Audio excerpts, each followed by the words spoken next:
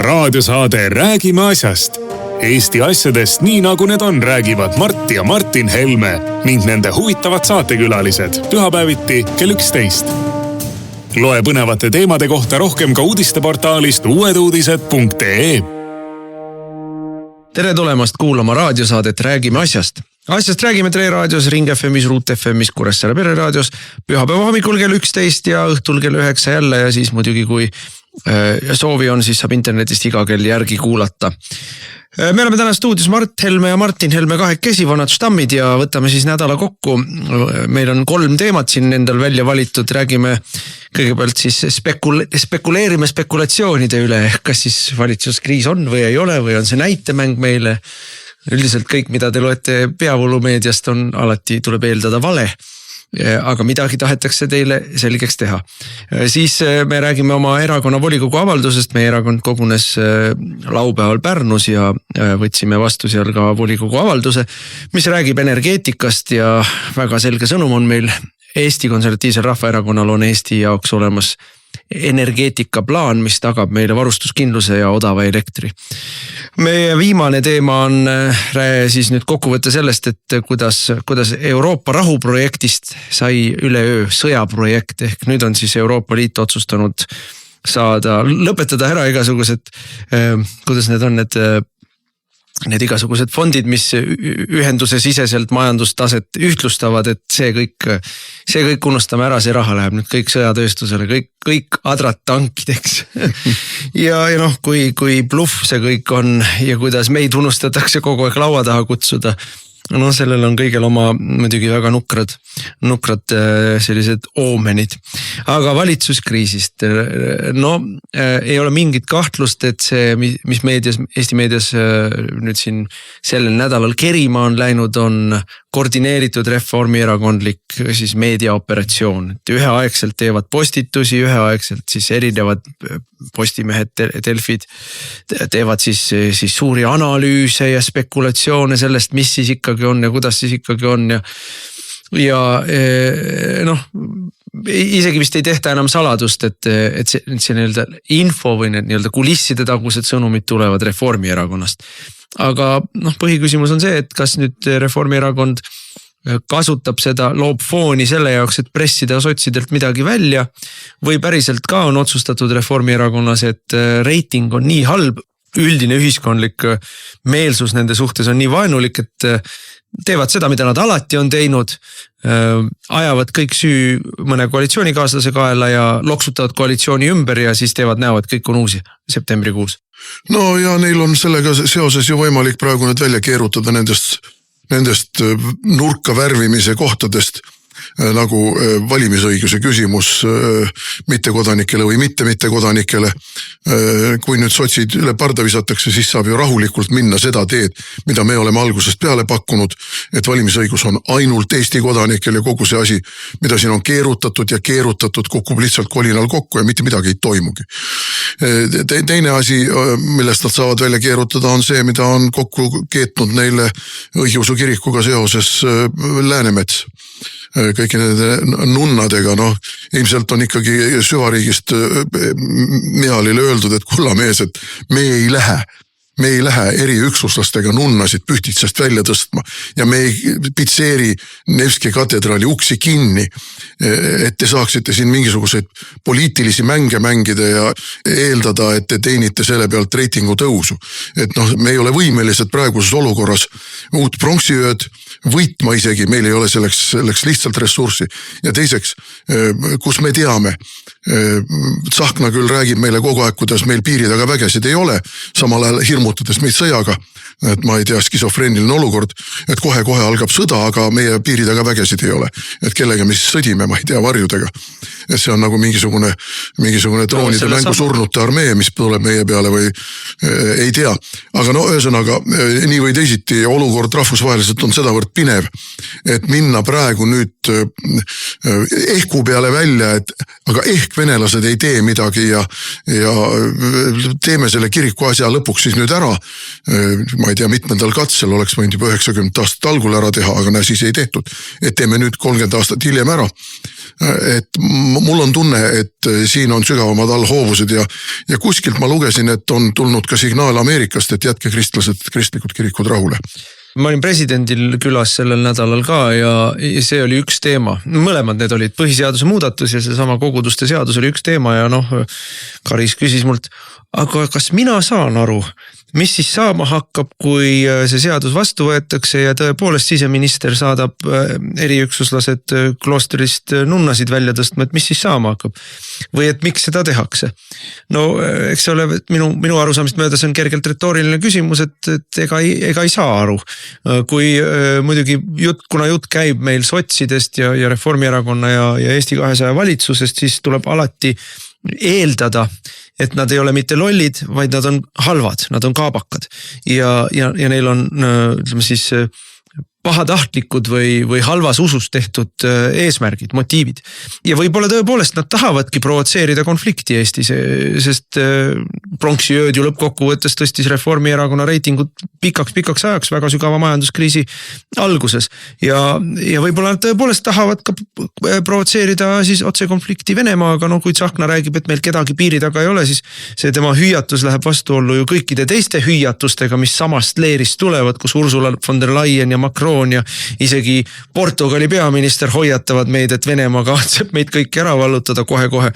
Et siis Tsahkna ütleb, et ei, kedagi ei ole ja ohtu ei ole ja ärge muretsege. Kusjuures nad selle kiriku teemal, see võib-olla tõepoolest on Tsahknal nii palju õigus, et piiri taga ei ole kedagi, aga nad on piirist sisse lastud. Nende valitsuse ajal on Eestisse tulnud üle 100 000 kontrollimata taustaga slaavlase. Et nad on 2-kordistanud Eestis 5. kolonni, võib-olla 3-kordistanud, kes meist teab seda. Aga valitsuskriisi juurde tagasi tulles mina näen siin jälle ka nii Reformierakonna kui sotside puhul. Ja Eesti 200 puhul tuleb öelda, et nemad ei oma mingit tähtsust mitte millelegi. Aga Reformierakonna ja sotside puhul ma näen ikkagi siin eelkõige tohutut korruptiivset vaidlust lihtsalt, et kui ma kuulasin Michali intervjuud, kus ta ütles, et nüüd siis järsku, et hästi sirge näoga inimesed räägivad mingisugune regionaalministri määruse mustand on see siis, mis murrab meil valitsust. Kuulge, kellele te seda lolli juttu räägite? Aga hakkame nagu tõlkima neid sõnu seal. Härritas Kristen Michalit see, et majandusega on halb seis ja selle jaoks, et majandusolukorda parandada, selle jaoks on ikkagi vaja vähendada bürokraatiat ja pikalt seisab sotside taga see, et keskkonnaalaseid siis piiranguid ei ole suudetud teha voolujoonelisemaks või mis see sõna tal oli seal. Ja võib ju tunduda, et vaata, kui mõistlikud näed, reformierakondlased tahavad ka siin neid ebamõistlikke euronõudeid kõikvõimalikke, millega meil siin küll on lõpetatud ära põllumajanduspidamine, küll on lõpetatud ära metsamajandus, küll tahetakse kinni panna meil kaevandusi seal Ida-Virumaa, et äkki on ka mõistus pähe tulnud, aga ei, ärge saage valesti aru, ärge uskuge, mis teile räägitakse, see on vale teloori alla peidetud jutt lihtsalt.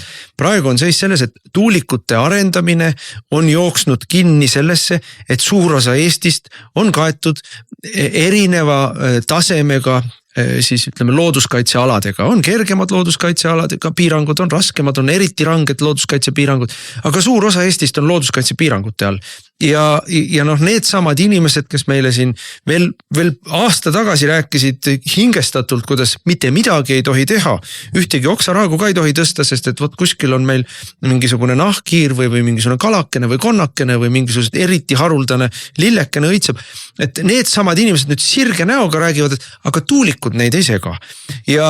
Aga reeglid on ikka paigas ja neid reegleid ei ole lasnud sotsid muuta. Ja ma arvan, et siin tuleb järgmine kiht valet vahele, mitte sellepärast, et sotsidele läheks korda lillekesed või konnakesed või kalakesed, vaid sellepärast, et nad ei ole kaubale saanud rahas. Ja see on see kaklus.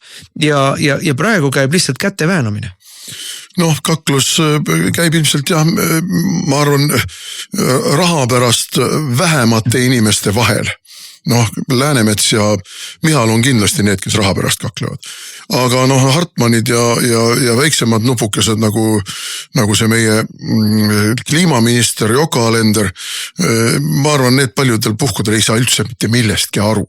Ja neile ametnikud, kes jälle omakorda saavad signaale nendelt samadelt raha pärast omavahel jagelevatelt inimestelt, pistavad neile kas kunagi seisma jäänud projekte ette või pistavad mingisugust omaalgatuslikke projekte. Ärme unustame ikkagi ära seda, et ametnikud ise mõtlevad endale tihtipeale tööd välja, sest et neil midagi mõistlikku. Meil on ju bürokraatia aparaat nii tohutuks aetud, et tegelikult midagi mõistlikku tihtipeale neil päevade kaupa teha ei ole. Ja siis nad mõtlevad välja mingisuguseid asju, loevad neid eurodirektiive ja ahaa, näed, siit saaks ju midagi välja venitada. Et see on, ma korraks tulen tagasi veel selle nende teemade juurde, et siis saab laua pealt maha pühkida need kiriku ja kodakondsuse ja valimisteemad. Et meil on siiski väga-väga suur erinevus aastal 2025 ja aastal 2007 pronksiöö ja praeguse vahel. Siis olid venelased eskaleerinud ju juba mitu aastat, tassinud ja ajanud kokku inimesi sinna igavese tule juurde Tõnismäele.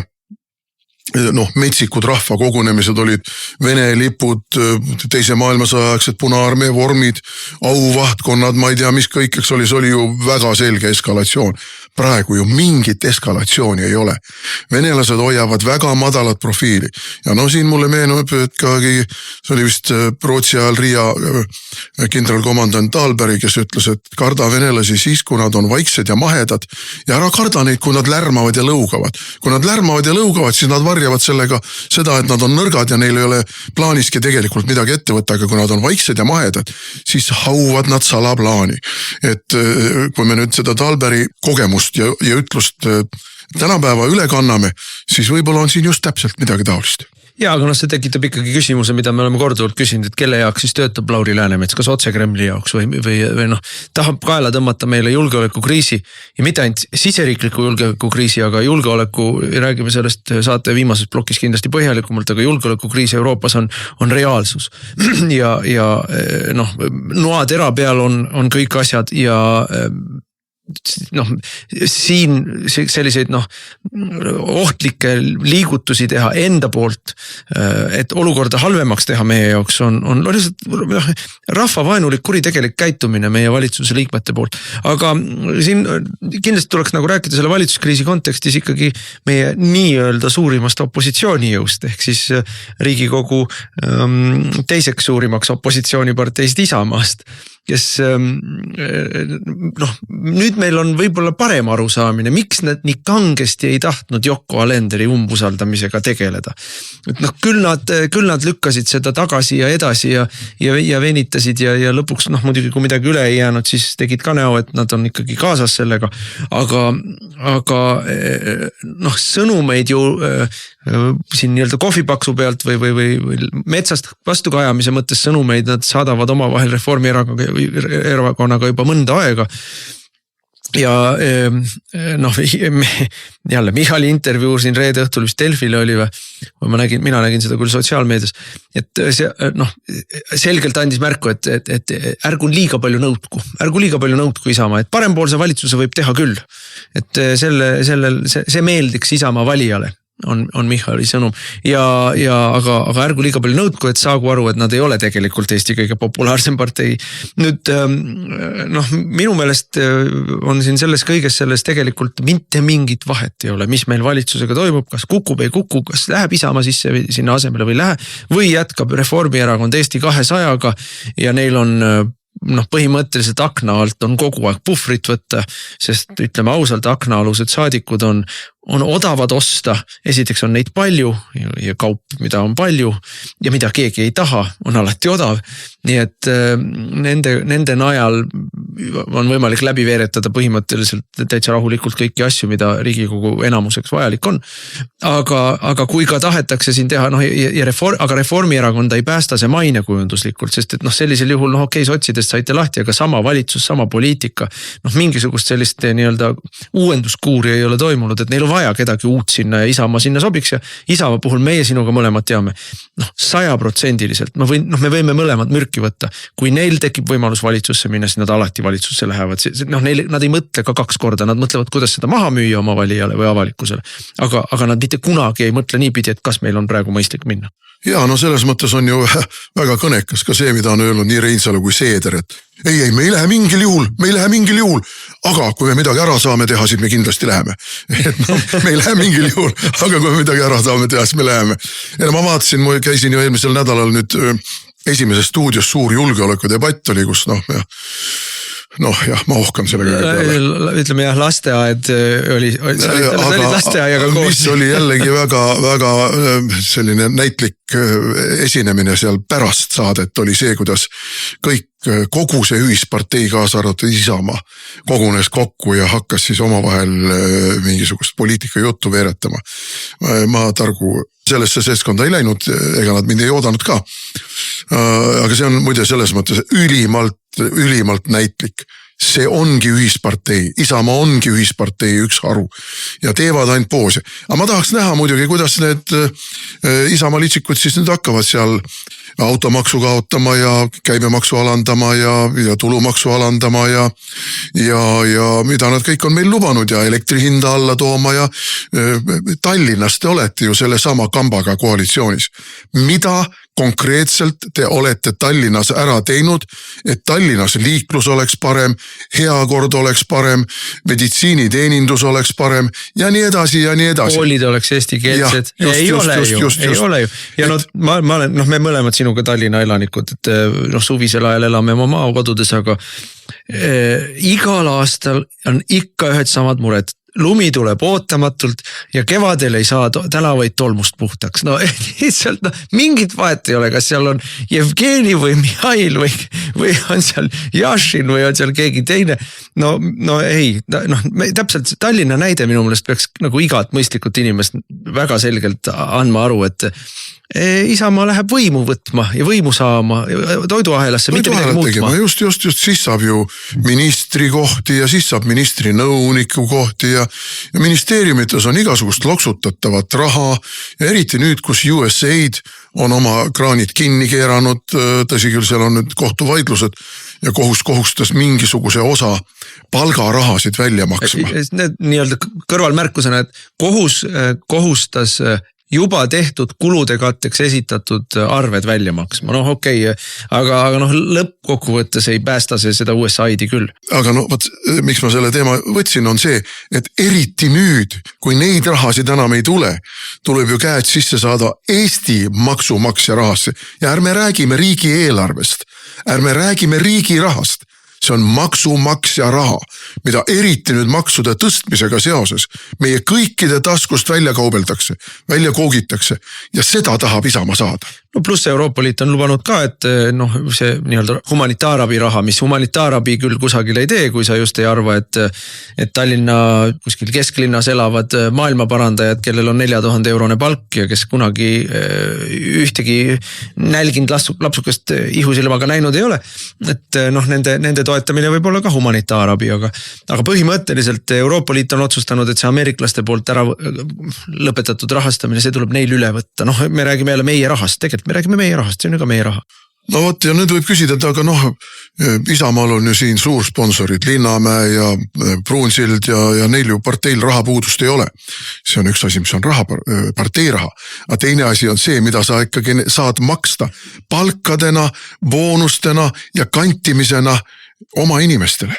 Ega siis ettevõtjad tahavad ka oma osa saada ju tagasi riigieelarvest, et kui me vaatame seda, mismoodi see sama USAID töötas, siis see töötas niimoodi, et nii nagu see ütlus on, et rikaste riikide vaestelt inimestelt võetakse raha ära, et anda vaeste riikide rikastele inimestele.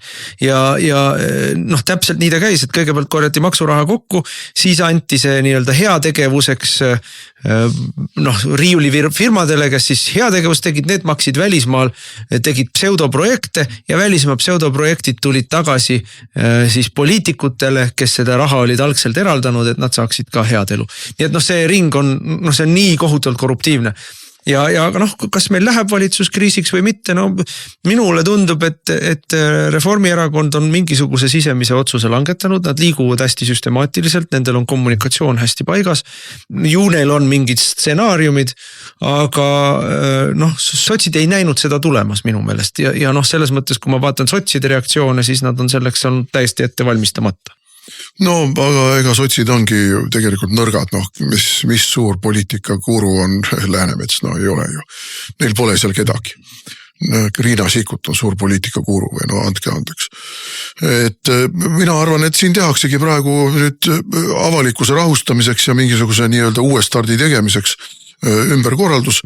Ma ei ole kindel, et kohe Isamaa kampa võetakse ja siin võidakse jätkata mõnda aega. Neil on vist kokku 52 kohta. No tegelikult on neil üle 50 ja Eesti 200 pluss noh, nad saavad siin kasutada ka mõningaid aknaaluseid kindlasti ja mingisuguseid üleostetavaid ja noh, mine tea, kuidas nad seal on neid oma aritmeetikaid kokku löönud. Selles osas on nad väga profid.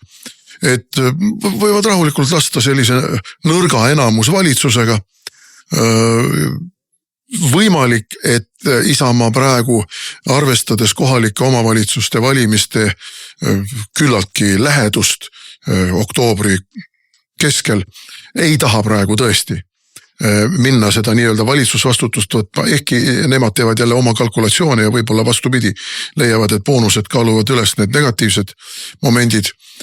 Aga ma arvan, et hiljemalt sügisel, kui kohalikud valimised on ära olnud, Isamaa läheb sellesse kampa. Ja no, siin on üks variant veel, noh, millest on räägitud Toompeal mitut puhku, aga mis ei ole kuhugi jõudnud on, et kõik tehtaks valitsus, kus on kõik peale Reformierakonna ja noh, ja siis loomulikult ka EKRE.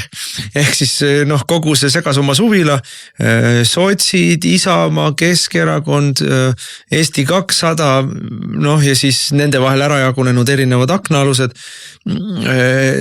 põhimõtteliselt enam-vähem saaks ka, noh, ta jääb sinna enam-vähem 50 kanti. Ja noh, see on ka variant, mida sihitakse ja seal see võib olla ka Isamaa nii-öelda varuplaan, et nad ei tahagi tegelikult minna tõepoolest Reformierakonnaga, vaid nad mõtlevad, kuidas minna niimoodi, et Reformierakond puksida opositsiooni. Aga see on natukene minu meelest raskemini teostatav. No ma ütleks üleüldse selle kohta ikka jõhkralt, et see on seasöök. Kogu selle asja juures ainus asi, millel üldse mingit mõtet on uued valimised. Ja. Et tänase Riigikogu koosseisus ei ole mingit vahet, kes seal müdistavad. Aga noh, me arutame siin nüüd selle niisuguse sisepoliitika allhoovuste ja sisepoliitika loogika kohaselt. Aga see, mis toimub rahvusvaheliselt, see võib tulla ühel hetkel lüüakse selline nuga sisse. Et tegelikult on ju Trump, ma ei mäletaks Trump või on seda Rubio öelnud, igas keegi nendest on öelnud, et valitsused, kes ei ole Trumpi administratsiooni liiniga nõus, ärgu arvestagu pika ajaga. Raadiosaade Räägime asjast. Eesti asjadest nii nagu need on, räägivad Mart ja Martin Helme ning nende huvitavad saatekülalised pühapäeviti kell 11. Loe põnevate teemade kohta rohkem ka uudisteportaalist uueduudised.ee. Läheme oma saatega edasi, saade on Räägime asjast ja asjast räägivad Mart Helme ja mina olen Martin Helme ja ennem kui me lähme sinna välismaa asjade juurde, räägime siiski veel enda koduasjadest ka. Meie erakonna volikogu sai kokku laupäeval Pärnus ja volikogu on meil siis erakonna organisatsiooni selline keskmine tase. Kõige suurem on meil aasta koosolek ehk kongress saab meil kokku, siis tulevad delegaadid kõikidest ringkondadest või piirkondadest, aga volikogu on siis väiksem ja saab tihedamini kokku ja siis nii-öelda teeb kokkuvõtteid poliitikast ja teeb ka poliitilise nii-öelda suuna alaseid otsuseid. Ja noh, eks ta ole ka selline koht, kus siis kogu erakonna selline keskastme aktiiv saab omavahel suhelda. Ja alati võtame vastu ka volikogu avalduse, poliitilise avalduse, seekord on poliitiline avaldus energeetika teemal.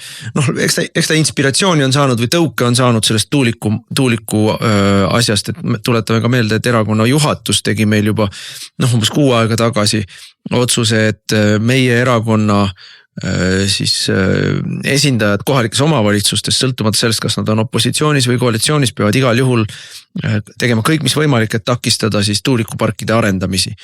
Ja seal on nii majanduslikud aspektid kui keskkonnaalased aspektid kui elukvaliteedi alased või tervisega seotud aspektid, nii et need tuulikuparkide arendused on meie silmis täiesti vastuvõetamatud. Ja tegelikult kehtib see ka päikeseparkide kohta. Aga üks asi on olla millelegi vastu või mitte olla nõus sellega, et neid tuulikuid teha ja meie meelest on see üdini korrumpeerunud kõik, mis siin toimub. Aga nii nagu paljud küsivad, aga mis siis meie plaan on? Ja meie plaan ei ole üldse keeruline. Meie plaan on jätkata sellega, mis meid on siiani toonud ja see on olnud põlevkivielekter. Eestit on teeninud põlevkivielekter üle 100 aasta, eelmise sajandi 20. kohe pärast vabadussõda. Muutus meil põlevkivitööstus selliseks nii-öelda päris tööstuseks, hakati põlevkivi kaevandama ja hakati ka elektrit tootma sellest ja nii Eesti Vabariigi aja, nii teise maailmasõja ajad, nii Nõukogude okupatsiooni aja kui ka taasiseseisvumise aja on praktiliselt kogu meie elekter tulnud põlevkivist ja me eksportisime seda elektrit, me eksportisime veel mõned aastad tagasi seda elektrit, jätkus lätlastele, jätkus soomlastele. CO2 hind või CO2 siis maks, laest võetud kulukomponent on ajanud põlevkivielektri kalliks ja loomulikult kogu see keskkonnaalane regulatsioon on ajanud põlevkivielektri kalliks ja valitsuse äriotsused, mis on ideoloogiast kantud, on ajanud põlevkivielektri kalliks. Toome näite siin, valitsus otsustas tõsta keskkonnatasusid, otsustas tõsta kaevandustasusid, otsustas tõsta aktsiise. See kehtib muidugi kogu elektrile, ei ole vahet, kas teda on toodetud päikesest või põlevkivist. Valitsus on pannud nii-öelda põlevkivielektrile juurde selle kulu, millega siis subsideeritakse tuuleelektrit, et kui meile öeldakse, aga tuuleelekter on kõige odavam ja põlevkivi ei saa hakkama, ei konkureeri, siis sellel üks põhjus selleks on, et põlevkivielektri hinnale kruvitakse otsa, et saada raha, et subsideerida tuuleelektrit, et selle hinda näidata väiksemana. Nii et valitsus on ise ajanud põlevkivielektri väga kalliks, muu hulgas sellega, et näiteks siin mõni aasta tagasi, kui ma 2023 või 2024, kanti 630 miljoni ulatuses põhivara maha. Faktikontroll ütleb, et see ei vasta tõele. Jaa, faktikontroll ütles, et see ei vasta tõele, ehkki luges ette fakti, et jah, tõepoolest kanti küll põhivara maha, aga mitte selleks, et seda põhivara kinkida ukrainlastele, vaid sellepärast, et need jaamad olid vanad ja ei olnud turul. Ei vasta jälle tõele. Aga seda me teeme faktikontrolli. Faktikontroll ise kinnitas, et kanti küll põhivara maha, aga et see ei olnud nii, nagu Martin ütles. Nii et kanti küll ja kui sa nagu firma vara kannad maha 630 miljoni euro ulatuses, siis isegi väga kasumlikud firmad lähevad kahjumisse. Nii et see on tehtud poliitiliselt ja administratiivselt ja seda on kõike võimalik poliitiliselt ja administratiivselt poliitilise soovi korra see hind kohe alla tuua. Ja mis on muidugi tähelepanuväärne, et meil on valetajate valitsus, meil on valetajate poliitiline eliit, meil on valetajate vassijate poliitiline eliit, kes on meile valetanud mitte ainult praegu ja seoses tuuleenergiaga või päikeseenergiaga, vaid on meile valetanud kogu selle energeetika osas aastaid ja aastaid.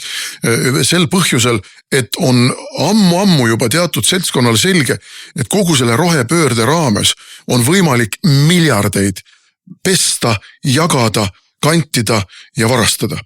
Ja meenutame seda, kuidas meile müüdi seda, et me läheksime üle liituksime Põhjamaade elektribörsiga. Põhjamaades on elektri tootmine odav, Norras on hüdroenergeetika, Soomes on tuumaenergeetika, Rootsis on tuumaenergeetika. Me läheme sellisele turule, kus toodetakse odavat energiat ja seetõttu me oma energiatootmise lülitame sinna sellesse üldisesse paketti ja hakkame sealt saama odavamat elektrit. Osutus täiesti valeks. Kõik, kes asjast natukene aru said, teadsid, et see on vale. Ja nüüd paneme kõrvale siis selle, et põlevkivi elektrist on võimalik elektrit toota meil veel aastakümneid. Katlad töötavad, kui neid katlad ongi isegi natuke vanad, siis neid saab uuendada. Need katla töötamise põhimõtted on niivõrd universaalsed ja nii lihtsad, et seal ei ole nagu mingisugust seda asja, et tehnoloogia, ma ei tea, vananeb kuidagi. Niikuinii neid katlaid ja kütteid ja kõike seda tänapäeval ju arvuti, et seal on see on nii ära timmitud kõik, et juhtimiskeskus on see, mis on keeruline. See katel ja see küte ja see kõik on suhteliselt lihtne tehnoloogia ja kui ta ongi vana, siis seal selle remont on saiaraha, see on kopikad võrreldes mingisuguste tuulikute või päikesepaneelide või akude või uute liinidega, see kõik on tühine raha. Ja hinda saab oluliselt, ma ütlen, oli veel meie valitsuse ajal oligi elektri hind 3 senti kilovatt, 3-4 senti kilovatt, ikka börsihind oli 4 senti kilovatt ja selle saab tagasi, kui ainult poliitilist otsust on vaja ja see börsilt muidugi on vaja lahkuda, see on selge. Aga nüüd sellel ajal, kui me teeme seda põlevkivi, juba alustame oma tuumajaama ehitamise ettevalmistamist, see võtab aega, ütleme mõistliku ajaraami puhul räägime me 15 aastast, aga see võib ka võtta natuke kauem aega.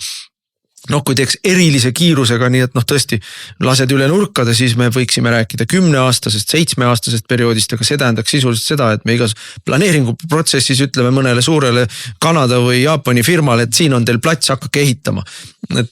Ja pärast vaatame, kuidas me need igasugused järelvalved ja muud asjad korda saame.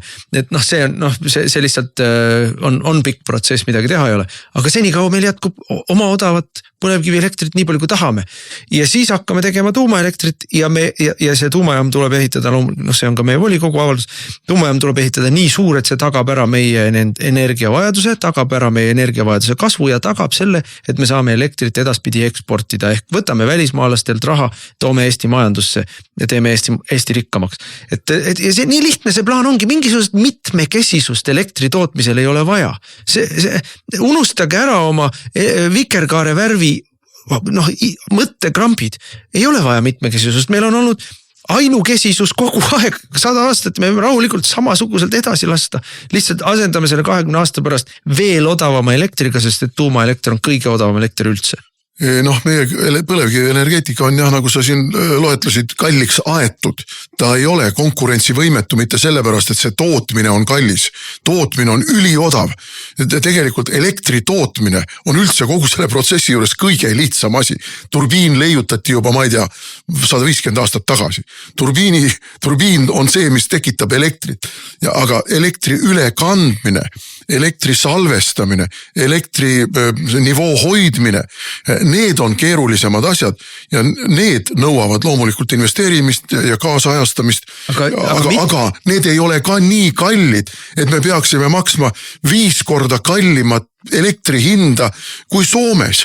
See on kõik tehtud meil siin vale otsuste tagajärjel. Et salvestamist ei ole vaja üldse hakata investeeringuid tegema, ei ole vaja sellega üldse tegeleda, kui me jätame oma juhitava energeetika peale. Salvestamine on vajalik ainult siis, kui me läheme üle päikesele ja tuulele. Ainult siis on vaja salvestamist, ainult siis on vaja stabiliseerimist, ainult siis on vaja hakata uusi liine ehitama, mis maksavad ka miljardeid. Sest et meie elektrisüsteem on täna üles ehitatud niimoodi, et meil on ühes kohas üks suur tehas, mis varustab kogu Eestit ja sealt jooksevad laiali siis ma ei tea 3-4 või mis meil on siin 6-7 suurt ülekandeliini üle terve Eesti, pluss need, mis välismaale lähevad ja kogu lugu. Et kui me sellesse samasse suurde võrku, ülekandevõrku paneme kuhugi teise kohta, ma ei tea, Paldiskisse või mõnda teise kohta paneme siis uue tuumajaama, siis see võrku ei ole vaja üldse ümber ehitada. Lihtsalt plaksti samasse võrku sobitub uuesti üks juhitav suur energiaallikas, mis jookseb mööda Eestit laiali. Ainult siis, kui me hakkame rääkima mingitest meretuuleparkidest, 10 maatuuleparkidest, mingitest 10 või 100 päikeseparkidest, on vaja võrk täielikult ümber ehitada. Ja sellel on 10 miljardite eurode suurune kulu, lisakulu, mis jääks täielikult kõik ära. Rääkimata salvestusest, mis on ka miljardeid, ja rääkimata siis vahepeal nii-öelda tagavara elektriks tehtud gaasijaamad, mida meil üldse vaja ei oleks. Kogu see jura jääb ära. Miljardid jääb ära. Aga sellesse probleem ongi, et keegi jääb ju neist miljarditest ilma siis. No jaa, aga Eesti rahvas ei jää ilma. Selles mõttes, et kui seda ei tehta, siis meil on võimalik konkurentsivõimelist majandust arendada. Lõppude lõpuks ma ikkagi olen seda enne rääkinud ja tuletan veel kord kõigile meelde. Nõukogude ajal oli Eestis suurtööstus. Seda suurtööstusest on meil riismed järele jäänud. Meil olid kõikvõimalikud suurtootmised alates Kunda tsemenditehasest ja lõpetades siin Tallinnas mingite Voltade ja Pöögelmannide ja ma ei tea veel mis Tartu kammivabrikud ja kui palju meil oli üle Eesti leiva ja piima kombinaate ja mida kõike, no need olid väikeettevõtted võrreldes nende suurettevõtetega, laevaremonditehased, no mida kõike. Kõik see vajas ju elektrit ja see elekter oli olemas. Seda oli külluses, me eksportisime seda Lätti, sest Läti on elektritootmise poolest väga kehvas seisus. Neil on põhimõtteliselt ju ainult see Väinajõe Taugava hüdroelektrijaam seal. Pluss gaasijaamad, aga gaas on hästi kallis. Nüüd on tehtud muidugi juurde neid kalleid asju, aga põhimõtteliselt, no ja nõukogude ajal oli gaas muidugi. Aga meil oli kogu see asi ju põlevkivi energeetika peal ja kõik oli odav ja kõike oli küllalt. Et siin ei ole juttugi sellest, et me ei suudaks toota piisavalt ja konkurentsivõimelist elektrit, mida me toodame põlevkivist. See on lihtsalt samasugune valetamine, nagu oli see, kuidas me läheme börsile ja siis meie elektriarved kukuvad, ma ei tea, peaaegu nulli. Ja no aga midagi muud kui valetada nad ei oskagi ju ja siin tuleb aru saada ka sellest, et see sama börs, see börs on täiesti bütsantslik, seal mitte keegi ei saa aru, välja arvatud väga väike hulk siis advokaate ja erilisi spetsialiste, kuidas, miks ja mismoodi see börsihind kujuneb ja kõik saavad aru, aga ei ole võimalik väga selgelt tõestada, et seda tehakse, aga kõik saavad aru, et börsil on võimalik hinda manipuleerida sellega, et mingisuguste kümnete erinevate kummaliste reeglite alusel on võimalik suvaliselt ühel hetkel tekitada kriis, mis hüppeliselt hinda üles ajab. Et see on selle börsimehaanika ja kõik on huvitatud sellest. Nii elektritootjad on sellest huvitatud, vahendajad on sellest huvitatud, kõik võimalikud, ega lõppkokkuvõttes Eestis neid nii-öelda elektritootjaid on käputäis, mõnikümmend firmat, kes teevad, ma ei tea, mõned, üks suur ja palju väikseid, aga neid, kes vahendavad elektrit, neid on mitusada. Kõik teenivad selle pealt, ainult vaene Eesti inimene ja vaene Eesti tööstus sureb selle tagajärjel. Nii et see börsisüsteem, sellest tuleb minema jalutada. No võtta, kui nüüd hakatakse uuesti rääkima siin auku pähe kohalike omavalitsuse juhtidele, et aga me paneme teie territooriumile, näed siin 2 tuuleparki ja 3 päikeseparki ja siis me teeme teile ekstra ühenduse, et teie hakkate siis saama siit koha pealt seda elektrit ja siis te saate odavamalt. See kõik on vale. Ärge uskuge mitte ühtegi sõna kõikidest nendest lubadust, et see on kõik vale. Raadiosaade Räägime asjast. Eesti asjadest nii nagu need on, räägivad Mart ja Martin Helme ning nende huvitavad saatekülalised pühapäeviti kell 11. Loe põnevate teemade kohta rohkem ka uudisteportaalist uueduudised.ee. Jätkame saadet, saate nimi Räägime asjast ja läheme nüüd välismaa juurde või ma ei tea, kui palju Euroopa Liit on välismaa või meie olemegi Euroopa Liit, oleme ju laua taga. NATO ja me oleme, ma ei tea.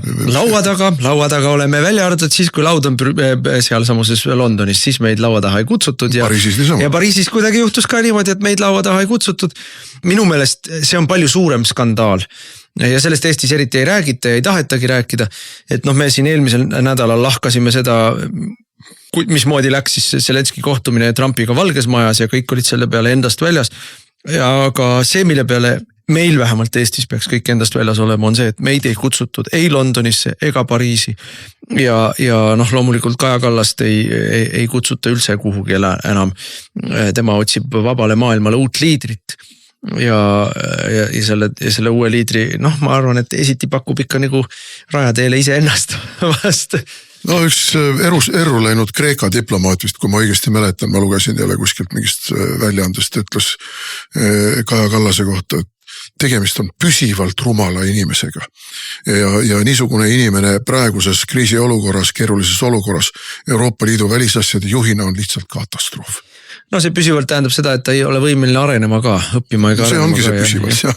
Aga inimene jääb oma rumaluse tasemele igavesti. Aga on olnud tormiline nädal, ega siis see, mis meil siin eelmise nädal tagasi, see oli siis ütleme niimoodi, et protsessi plahvatusfaas, et ega see plahvatus ei ole lõpuni veel jõudnud, kindlasti mitte, aga sellele on järgnenud väga kiiresti terve hulk erinevaid kannapöördeid tänaseks päevaks. Zelenski on juba vabandanud moka otsast küll, aga vabandanud ja lubanud, et ta ikkagi teeb kõik, mis vaja, et Trump ta uuesti vastu võtaks. Juba on käivitunud minu meelest ja päris jõuliselt on käivitunud Ukrainas endas liikumine Zelenski välja vahetada, sest sealsed inimesed on iga päev pommirahe all ja saavad palju paremini aru kui meie siinsed propagandistid, kui ohtlik on see, mille Zelenski korraldas Ukraina enda seisukohalt. Kui kahjulik ja ohtlik ja surmav. Aga see, mis siis Euroopa poolel käivitus, on muidugi omaette analüüsimist minu meelest väärt. Sellepärast, et tänaseks päevaks nädal hiljem või ka võime öelda Müncheni julgeolekukonverentsi järel, võib-olla siis mõni nädal hiljem saame küll tõdeda, et Euroopa Liidu poliitiline koorekiht, meid valitsevad globalistid, on otsustanud, et Ameerika on suurem vaenlane kui Hiina või Venemaa. Kuigi nii-öelda jätkuvalt minnakse Venemaaga sõtta, aga Ameerikat vihatakse rohkem minu meelest või Trumpi vihatakse rohkem. See on täiesti hüsteeriline, mismoodi käitutakse. Ja kuigi kõlavad ka üleskutsed, et aga Trumpil on ju õigus, kui ta ütleb seda ja teist ja kolmandat või sellega tuleb arvestada, mida ameeriklased soovivad ja tõepoolest suhteid ei saa lihtsalt emotsioonide pealt niimoodi hukka lasta, siis see üldine foon ja toon ja üldised sõnumid on ikkagi sellised, et nüüd me läheme ilma ameeriklasteta ja surume selle Venemaa põlvili ja nüüd me selle jaoks, ja see on nüüd oluline, selle jaoks, et siis seda nii-öelda Venemaa sõjaga hirmutamist mitte raisku lasta või kogu seda Ukraina sõda mitte raisku lasta, komisjonil on igale kriisile alati üks vastus. Rohkem võimu Brüsselisse, andke meile oma raha. Küll meie selle huugama paneme. Ja meie valitsus, meie kartellierakonnad on kohe valmis kõik meie raha andma Ursulale, kogu riigikaitse ära delegeerima Brüsselisse ja loomulikult esimese käsu peale minemagi Venemaa vastu sõtta. Et see on see, kuhu me oleme tänaseks välja jõudnud. Me oleme välja jõudnud ka selleni, et Ameerika on ju tühine tuumariigikene võrreldes Prantsusmaaga. Et Ameerikal on kõigest, ma ei tea, 6 või 7 tuhat tuumalõhkepead, Prantsusmaal on natukene alla 300. Need kõik asuvad 4 allveelaeva ja mingisuguse käputäie lennukite peal, kus 4 allveelaevast 1 on püsivalt remondis kogu aeg roteeruvalt. Et see on ikka tõeliselt võimas tuumariik, aga nüüd Kalja Kukk pakub siis oma tuumavihmavarju kogu Euroopale. Ja me oleme loomulikult nõus. Meie oleme nõus sellega, et mingi Macron või mingisugune, ma ei tea, kes nad seal meil on. Uues peaminister aasta jooksul. Tulevad ja ütlevad, millal nemad tuumapommi Eestis lõhkavad. Et Vanka tungis üle piiri, nüüd on talle tarvis tuumapommiga äsada ja Narva on vaja tagasi võtta ja Narva pühime seetõttu tuumapommiga maa pealt ära.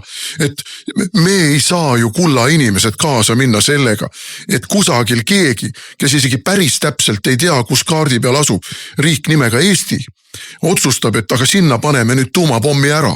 Et tulge mõistusele, ei saa ära anda kõiki neid otsuseid inimestele, kellel on täiesti suva Eesti rahva olemasolust. Minu meelest on siin meil nädala aja jooksul tegelikult varisenud, täieliku krahiga varisenud kokku meie viimase 30 aasta välis- ja julgeolekupoliitika. Ütleme 20 aasta, alates sellest ajast, kui me saime NATOsse ja Euroopa Liitu 2004. aastal, ütleme 20 aastat.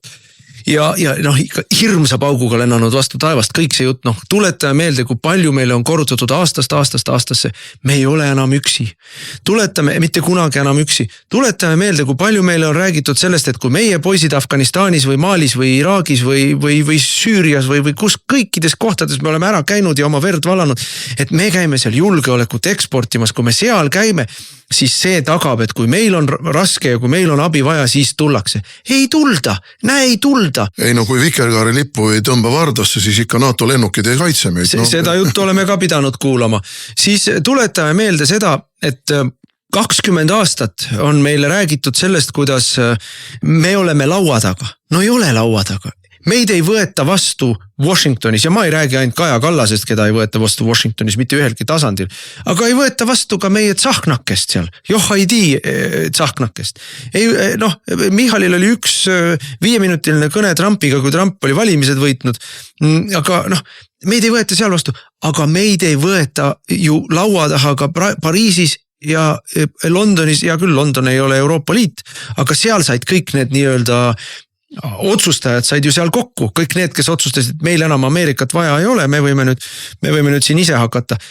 Meid ei võeta seal ka, me oleme 20 aastat Euroopa Liidus olnud, me oleme laua taga, need on kõik meie enda otsused ja siis tuleb välja, et me oleme ikka veel need Ida-Euroopa võsaneegrid, kelle arvamust ei ole vaja isegi mitte küsida, sest et seal ju teatakse, kui käsk tuleb, meie holopid küsivad, kui kõrgele hüpata. Et meid ei ole vaja sinna segama, meid ei ole vaja sinna võileiva, tikuvõileiva sööma ja veini ära jooma. Me teeme, mis vaja on, öeldakse. Vähemalt meie tänane poliitiline eliit teeb nii, nagu öeldakse. Ja mis on oluline, meil on 20 aastat või veel kauem lihtsalt valetatud, kõikide asjade kohta valetatud ja hüsteeriat köetud, nüüd viimased 3 aastat on seda hüsteeriat, eriti usinasti köetud, miks?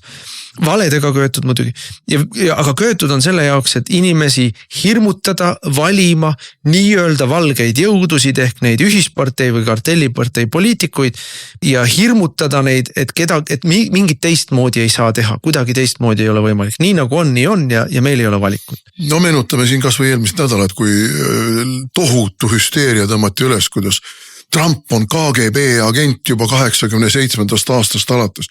Trump on reetnud Ukraina, Trump on reetnud Balti riigid. No, täiesti laest võetud hüsteerika.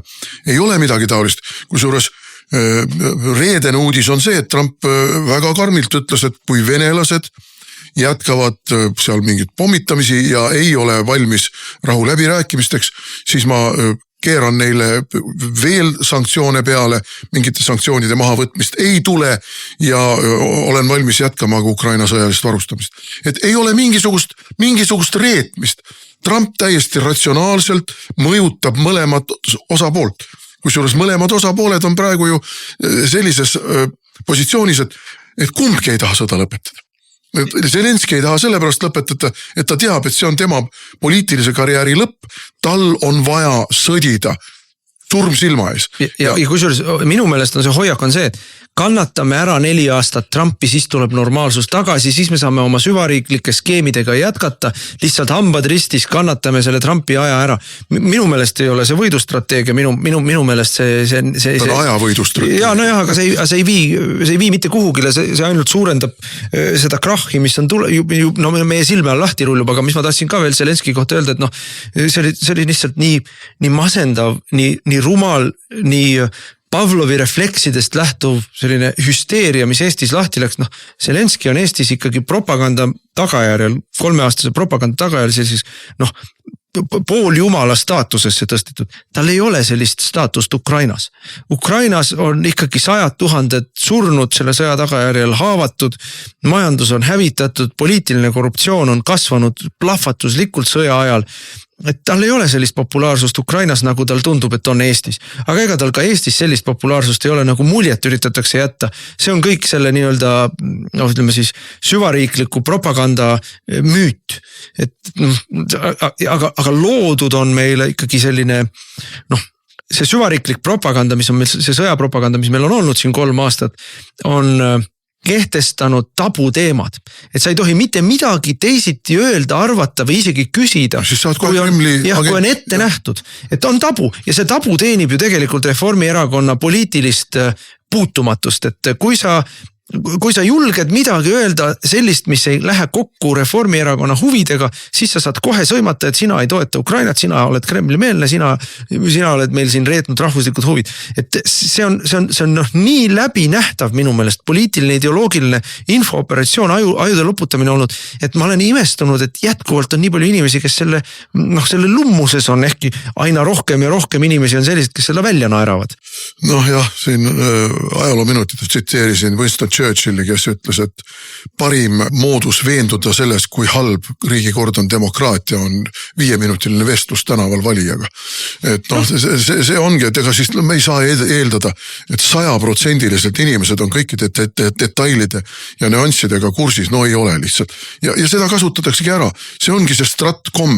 Need on need stratkommarid, need ajuväänajad, spin-doktorid, nagu öeldakse, kes mõtlevad välja, mismoodi sellele tavalisele inimesele, kes elab päevast päeva oma väikeste ja suurte muredega, selgeks teha mingisugune asi, et tal see refleksi tasemele viia. Jah, just nimelt refleksi tasemel, sest et mõtelda ei tohi. Niipea kui sa mõtlema hakkad, niipea sa saad ju aru, et sulle lihtsalt tõmmatakse mütsi pähe. Niipea kui sa arutlema hakkad, niipea on sulle selge, et sulle lihtsalt laotakse kiht-kihihaaval valesid ette. No, aga ma tahaks korra sinna Euroopa asjade juurde tagasi tulla, et oli siis suur kriisinõupidamine Brüsselis, kus siis kõik liikmesriigid kokku said ja arutasid, et mida nüüd teha, nüüd on äratuskellad olnud.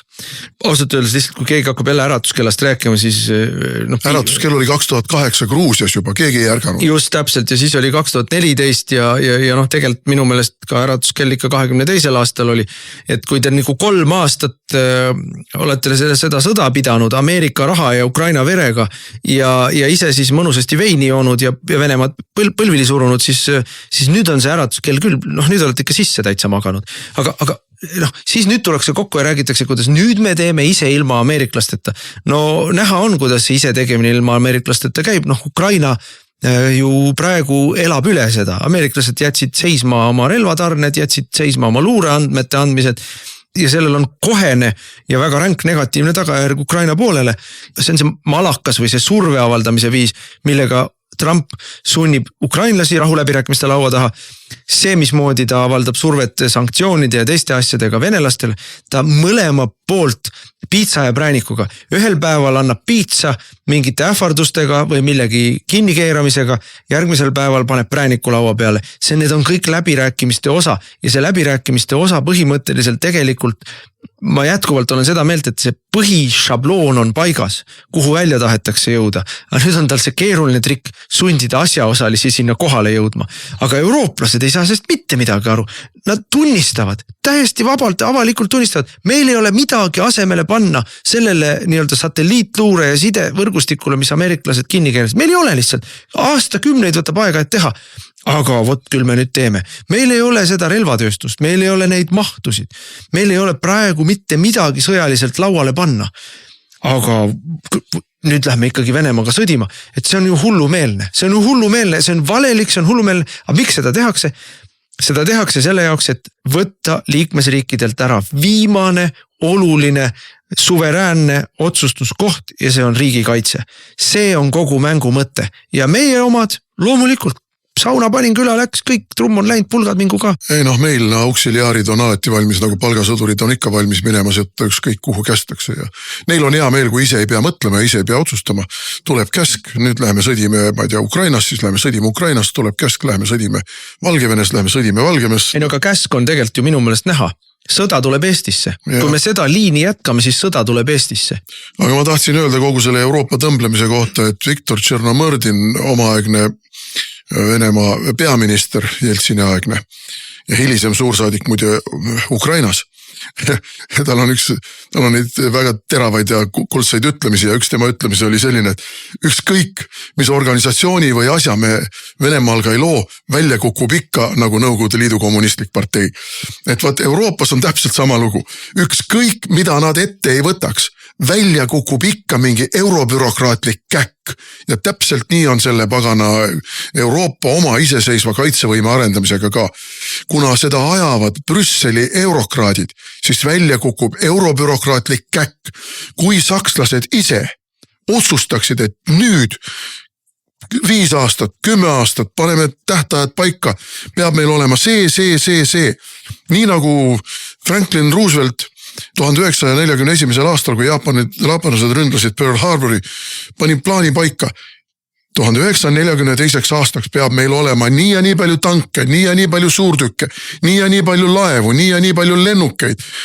Kohe tegutsema. Riik pani rahad taha, sõlmiti lepingud eraettevõtetega, arendustegevus, ühine arendustegevus ja 5 aasta pärast oli tuumapomm. Ja no ma tahaks sellest 800 miljardist veel kohe rääkida, et kui meile siin tuututatakse 800 miljardit, no esiteks 800 miljardit tundub niisugune hoomamatult pirakas summa, 800 miljardit. Euroopa mastaabis on see. Esiteks ma tahtsin ka öelda, Euroopa mastaabis ei ole see mingisugune tont teab mis suur summa, paneme siia kõrvale, et Ameerika riigikaitsekulutused ühes aastas on umbes 500 miljardit.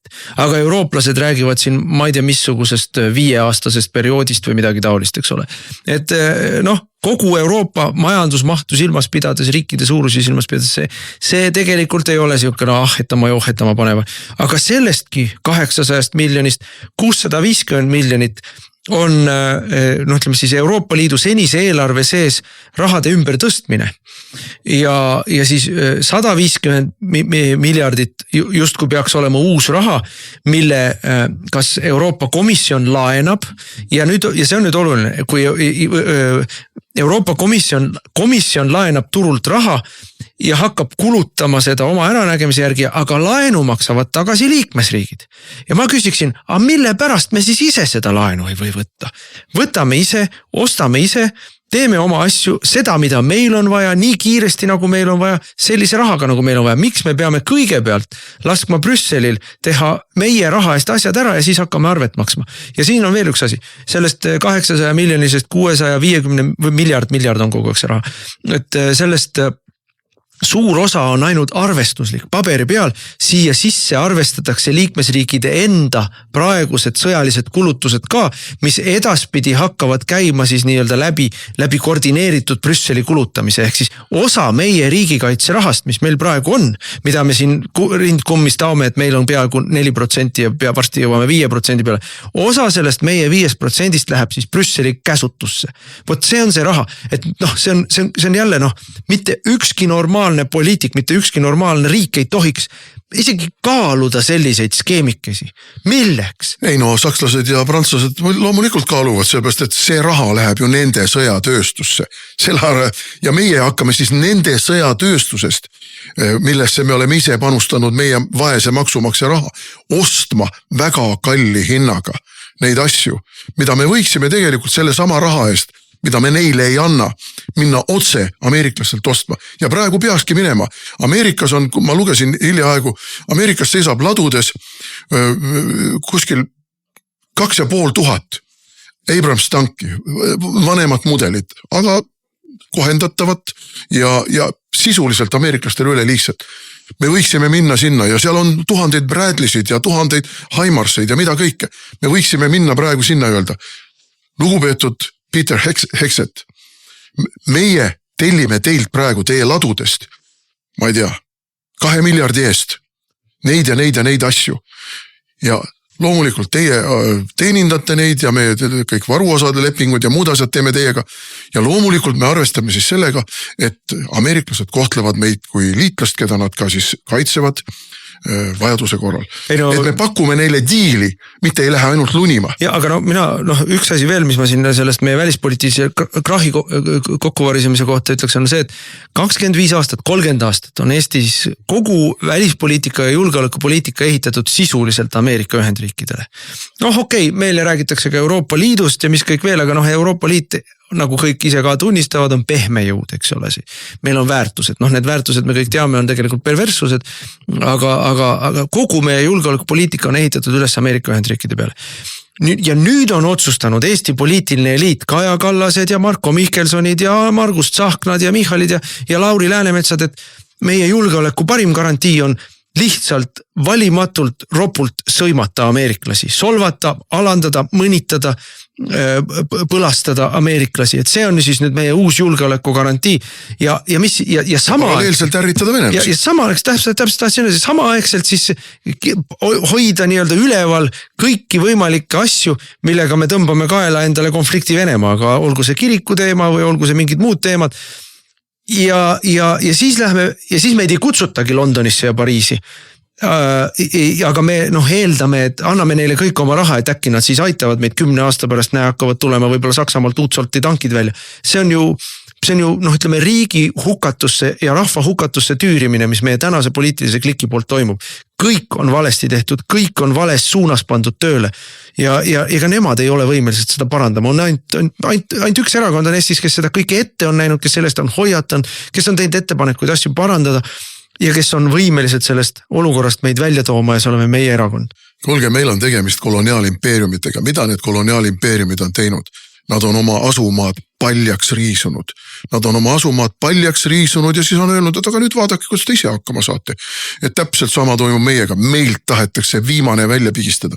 Ja väga tähelepanuväärne on, seda vist ütles Marco Rubio, et maailm on muutumises ja tulevikus riigid, mis ei tule toime oma iseseisvuse elujõulusena püsimisega, likvideeruvad. No ma ühe asja ütlen siia veel, et siin tuleb veel tõlkida inimestele, et hull kisa käib selle kohta, et ameeriklased lammutavad siis reeglitepõhist maailma. Jah, lammutavadki, sest et vaata see reeglitepõhine maailm on ju eurokommunistide poolt ehitatud. See on see, kus WHO ütleb meile, et kõik tuleb täis süstida. See on see, kus ÜRO ütleb meile, et vikerkaare lipp peab igal pool lehvima. See on see, kus Euroopa Komisjon paneb meile CO2 trahvid.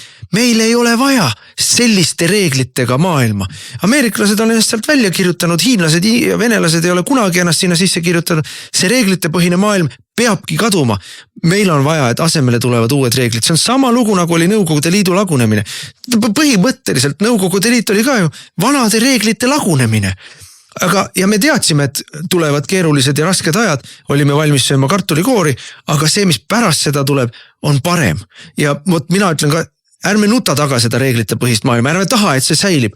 Need reeglid töötavad meie rahvusliku püsimajäämise vastu ja lähme hea meelega nendest reeglite põhistest asjadest järgmiste uute paremate reeglite juurde. Ja ma ütlen, uues maailmas saame me lahti kõigest Kaja Kallastest ja Marko Mihkelsonidest ja Kristen Michalitest ja muudest tegelastest. Nemad on selle vana reeglite põhise maailmakorra subproduktid.